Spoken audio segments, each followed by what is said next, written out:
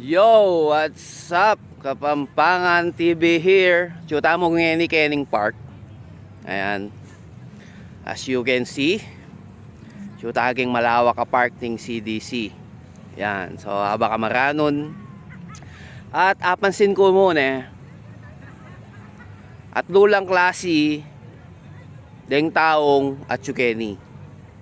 I mean, kung narisonda. So, muna, detang health conscious, detang healthy living, ayan, detang mag-jogging din, ayan, detang magpakapayat, detang magpalatiyat yan, yon. Yan, kaya ridang mag-jogging, detang kaya mag-gym la pa eh. And kakadwa naman, detang magpakataba. Kasi mag-picnic la, tas mga lagi ni. Mga labo Kenny. Tutuita. Dakal ko kakagit Kenny na minsan mag-samji la pa Kenny, magdalala pang kaida Kenny la magluto. At number 3 kakatlo, detang mix. Kaya rin ang mag-jogging, manganla. Kasi dahil nga luwa kaya kadang mag-jogging, kaya mo eh. Dito mo breakfast, egg, kaya minsan magsadad lang mo eh.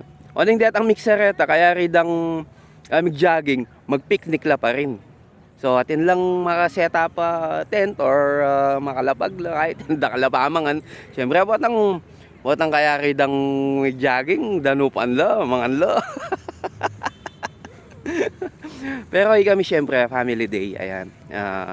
Huling kain na rin tang weather tamong yan medyo usong kuko ang pangsipon, ayan, kasi kaya tamong syudad ngayon ala nang masyadong fresh air, sobra pollution na yung kaya tamong syudad so minsan ayan, napaisip kaming pamilya, makapag-decide kaming muntageni nga ba kamaranon hanggang once a week mo, ayan, at makapaglakad-lakad na rin at the same time.